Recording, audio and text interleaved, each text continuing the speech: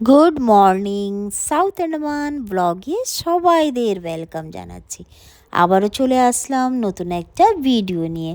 আশা করছি ভিডিওটা আপনাদের কাছে ভালো লাগবে। ভিডিওটা প্রথম থেকে শেষ অবধি দেখার অনুরোধ রইল আপনাদের কাছে। যারাও নতুন আছেন প্লিজ চ্যানেলটাকে সাবস্ক্রাইব করে দেবেন। তো এই দেখুন কিছু গাছপালা এখানে শেয়ার করছি। এই যে এগুলি সেকেন্ড ফ্লোরে ছিল, নামানো হয়েছে। গাছে দেখছি ফাঙ্গাস ধরেছে, আবারও এগুলি ঠিকঠাক করে নেব।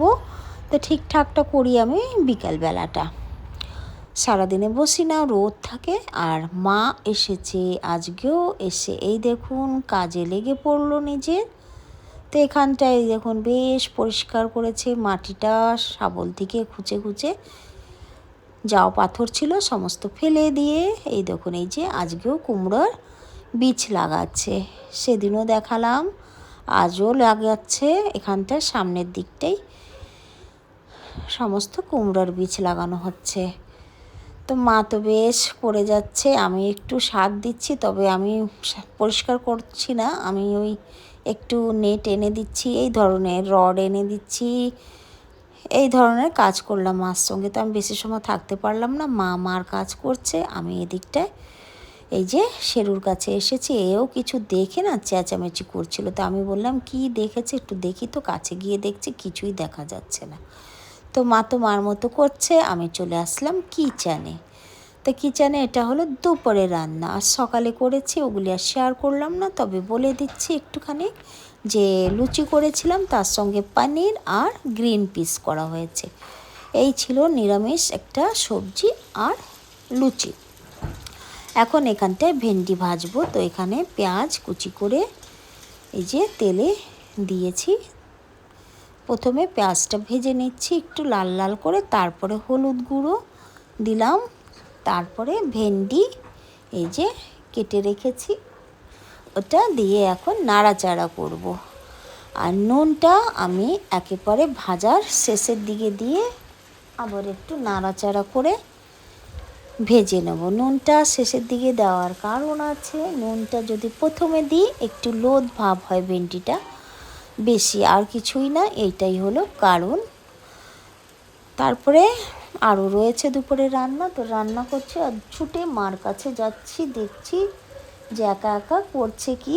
তো গিয়ে দেখছি বেশ অনেকটা কাজ আজকে করেছে, নিজের মতো করছে। আর আমি একটু একটু গিয়ে শুধু দেখছি, ওগুলি আর শেয়ার করলাম না। তো কতটা কি কাজ করেছে পরে সম্পূর্ণটা শেয়ার করব। তারপরে ভেন্ডি ভাজা তো হয়ে গেল, এখন রয়েছে দুপুরে একটা সবজিও নামাতে হবে, ভাজা আর একটা বাকি আছে। তো সবজিটা কি করব, তো একটা পাকা শসা সানডের হাট থেকে আনা হয়েছিল, সেই শসাটা কেটে নিয়েছি, ধুয়ে নিলাম, ধুয়ে এই যে কাটা হয়ে গেছে। এখন এই যে মাছের মাথা নিয়েছি, কিছু পেটিও নিয়েছি মাছের। তো এই যে মাছটাও ভেজে নেব। এখন শুধু এখানে এই যে ফোড়নটা দিচ্ছি, কি কি সর্ষে, শুকনো লঙ্কা আর তেজপাতা। তো এটা ফোড়নে দিয়ে শসাটা দিয়ে হলুদ নুন দিয়ে ভালো করে নাড়াচাড়া করব।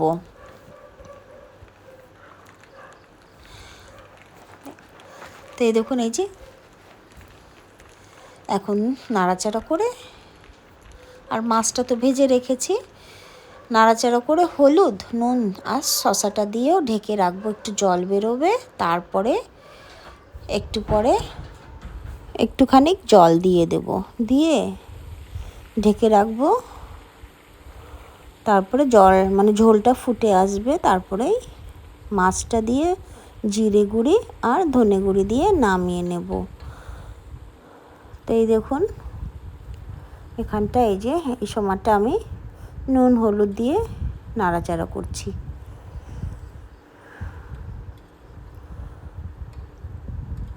তারপরে ঢেকে রাখবো, কিছু সময় পরে জলটা দিয়ে মাছ দিয়ে আর জিরে ধনে বললামই দিয়ে নামিয়ে নিলাম। এই দেখুন এই যে ফাইনাল লুক আমার শশা রান্নার। তারপরে রয়েছে মাছ ভাজা বাকি আছে দুপুরে। তো কাজ করছি আর মার কাছে ছুটে ছুটে দেখছি গিয়ে কি করছে। তো এই দেখুন এখানটায় গাছ বীজ তো লাগিয়েছে, তার সঙ্গে এই দেখুন এই যে চারিদিকে নেট বেঁধে দিয়েছে।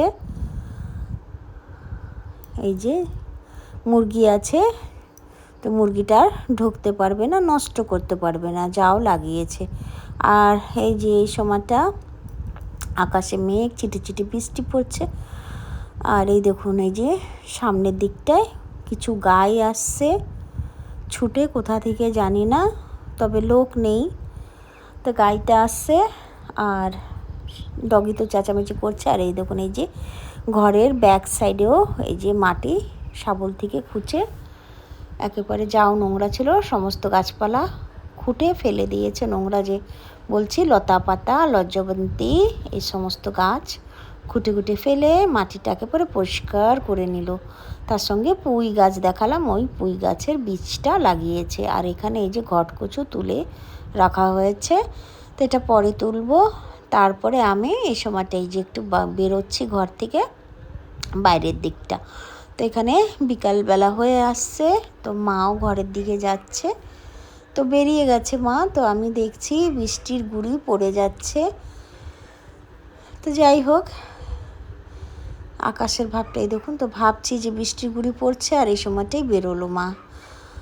তো বেশি জোরে পড়েনি, বৃষ্টিটা হচ্ছে না, হালকা ছিটেপুটে হচ্ছে। আর এই যে সামনে যে গাইগুলি এসেছে, ডগি তো চেঁচামেচি করছেই, কান জ্বালাপালা হয়ে গেল। ওরা তো ঘর থেকে দেখছে, তো ওরা তো ছুটা নেই, আটকানো অবস্থা থেকেই দেখছে আর চেঁচামেচি করছে। তো এই দেখুন, এই যে আকাশে চারিদিকে মেঘ কালো হয়ে আছে।